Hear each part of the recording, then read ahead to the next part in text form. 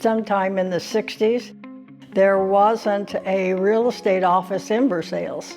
Terry was in the appraisal business. He was working for Farm Credit, and his boss suggested to him just offhand, you need to get your real estate license. Several people in the community knew that, and a gentleman came to the door one day and asked Terry if he would sell his house. So that actually was the start of the real estate business for us. Prior to selling real estate, I just got out of high school. So I graduated high school in 1981. I got my real estate sales license in 1982. We grew up in the business, and I really wasn't too excited about it, but my father kind of insisted that it was a good avenue to do. We kind of grew up in the business.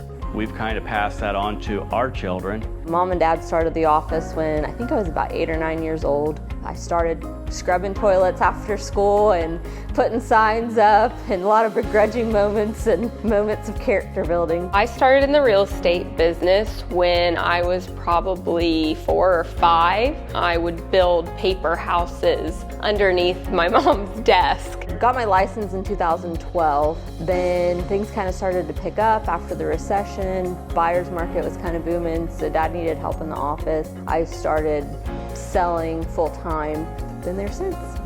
I started selling real estate, to be honest, because everyone else in the family had their license. I was working in marketing at Batesville Casket at the time. I was thinking I maybe wanted to do something a little bit different. So got my license, and it has been a passion ever since. I was always in sales, and a friend of mine, he just suggested, why don't you get your real estate license? And I said, well, I never thought of that. I met Steve, had a couple of transactions, and he was just always very easy to work with. I've heard a lot of great things about the Woolums over the years, and I just wanted to be a part of your family. The most rewarding part is the closing day, the emotions that come along with it, and the joy and the excitement. There's just so much reward in being able to walk with my clients side by side. The most rewarding part of